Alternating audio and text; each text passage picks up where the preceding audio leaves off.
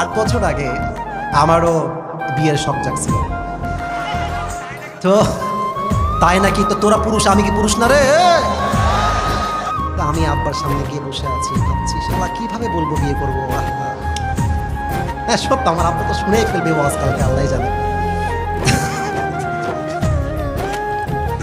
তা আব্বাকে বলবো, কিন্তু আমরা কিন্তু আব্বাদেরকে বলতে চাই যে আব্বা একটা বউ লাগবে, কিন্তু সাহস আর সম্মানে কুলায় না জীবন। তো যাই হোক, অনেক লজ্জা টজ্জা কাটিয়ে আব্বাকে বললাম যে আব্বা, আমার মন বলছে আমার একটা বিয়ে করা দরকার। এভাবেই বলেছি আমার বিয়ে করার দরকার বলে আমি মনে করছি। তো আমার আব্বা শোনার পরে আমার দিক তাকাই আছে,